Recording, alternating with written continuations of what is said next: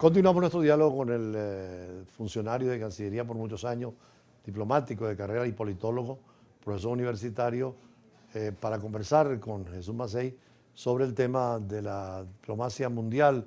Ahora que hay nuevo gobierno en España, ¿cómo será la actitud con Venezuela? Sobre todo marcado por la izquierda.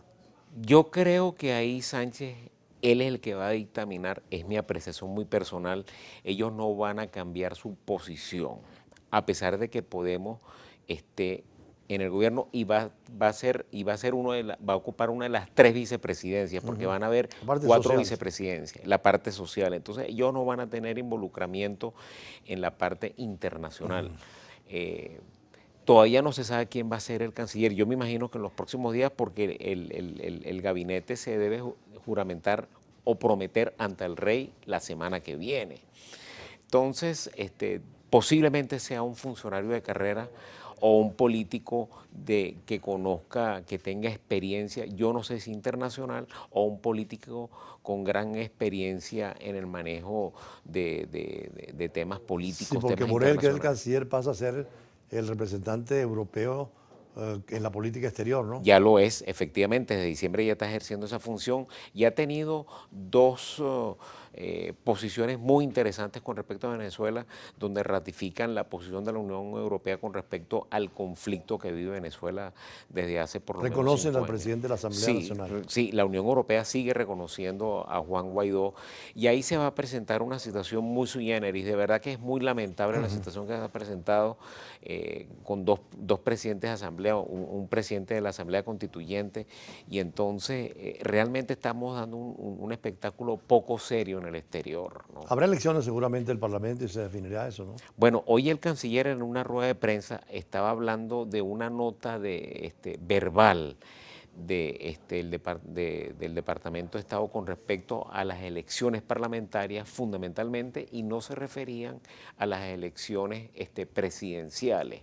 Eso fue en una rueda de prensa mucho más temprano, como en horas del mediodía, y fue una rueda de prensa bastante larga, ¿no? Ahora España demuestra, como toda Europa, que se puede tener un gobierno de derecha o de izquierda, pero hay instituciones que se respetan, hay un lenguaje que tiene altura, quienes pues, ganan las elecciones no se imponen a la fuerza o quienes pierden tampoco están peleando con los que ganan. Vimos que fue dura las elecciones del Parlamento Europeo solo por un voto, en definitiva, Sí, bueno, yo vi pero sin desconocer absolutamente al otro. bueno, yo seguí el debate parlamentario y fue muy duro, Duro, sí. agrio, más duro de lo que yo pensaba, y Casado, que es el líder de los populares, tuvo posiciones realmente muy Pero tajantes, fue a darle ¿no? la mano y a felicitar Sí, lo a... felicitó, fue en ese sentido un gran caballero en ese aspecto, ¿no? Pero yo creo que la política española está altamente polarizada y Sánchez para ciertos temas no tiene mayoría en las Cortes. Por ejemplo, para el tema de los presupuestos, para el tema de la reforma judicial y otros temas que necesita por lo menos 2/3 de la Cámara.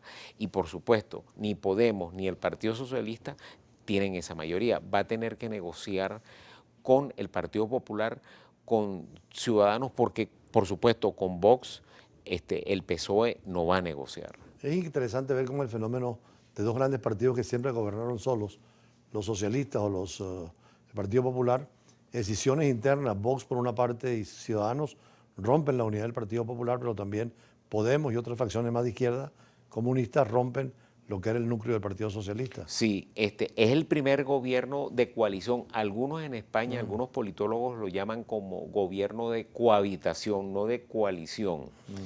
Y es el primer gobierno que se presenta en España después de la transición, después de los pactos de Moncloa, y va a ser indudablemente algo novedoso. Entonces eso va a implicar que Sánchez tenga que ser bastante innovador en cómo manejarse con Podemos, porque ahorita Podemos ya no es un partido que está en las trincheras de la lucha política, va a cogobernar, y gobernar es muy diferente a actuar en la política diaria. Y Pablo Iglesias lo que ha tratado de enseñar en las aulas universitarias como profesor de la Complutense, lo va a tener que poner en práctica, porque no olvidemos que él es Podemos fundamentalmente nace de un grupo de profesores de ciencia política de la Complutense, donde está Juan Carlos Monedero, Íñigo Errejón, y ahorita van a tener que poner en práctica lo que decían en aula y llevarlo a la acción de gobierno. Y otra cosa muy importante, va a haber por primera vez un ministro comunista que va a ser Alberto Garzón, que va a ser el ministro del Trabajo, y un gran intelectual como Manuel Castells, que va a ser el ministro de las universidades, un reconocido intelectual, universalmente reconocido como un gran académico. Y en España el tema de Cataluña, el tema del País Vasco, hubo un apoyo, pero muy limitado y muy atacado al gobierno, inclusive contra el propio soberano, ¿no?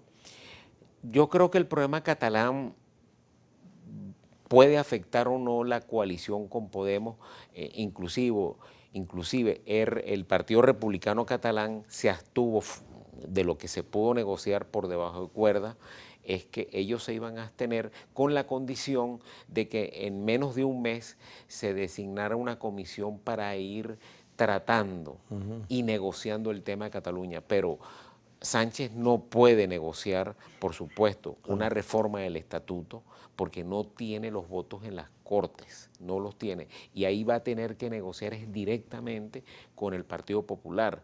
Y el RK va a ser una especie de piedra en el zapato en toda la gobernabilidad de España. Bueno, fíjate, Julio César, que el partido de los vascos, Bildu, en el debate de investidura dijo que le importaba un pepino, Comino. un comino, así fue como dijo textualmente, la gobernabilidad en España. Entonces, en una actitud realmente anarquista y separatista, ¿no? Yo no sé cómo esos partidos, para que vean cómo es la democracia española, que tolera que esos partidos hayan llegado a las Cortes, ¿no?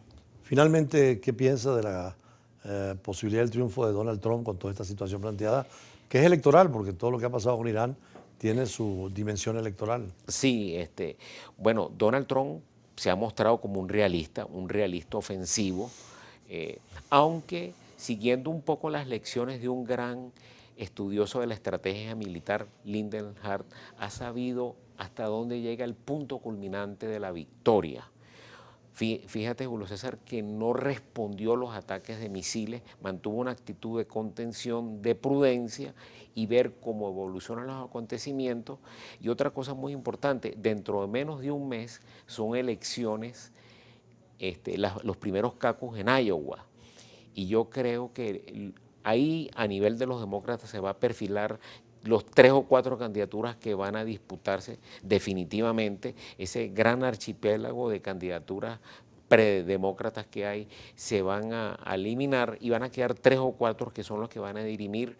Y lo que sí es que el Partido Demócrata no tiene un líder con el liderazgo y el carisma que tenía Obama y la conducción política que ni siquiera tenía Hillary Clinton, ¿no? Entonces ese es el gran dilema porque Biden representa el centro, Elizabeth Warren y Bernie Sanders son el ala mucho más liberal, pero no concitan el total apoyo del universo del Partido Demócrata. Entonces hoy, 9 de enero, yo le doy la primera opción, hoy 9 de enero, faltando todavía 10 meses para las elecciones en noviembre en los Estados Unidos, la primera opción a Donald Trump de que pueda ser reelegido presidente de los Estados Unidos. Bueno, habrá tiempo de hablar de ese tema cuando las elecciones se acerquen con el profesor y académico universitario Jesús Macei, diplomático. Más adelante seguiremos también con la agenda internacional.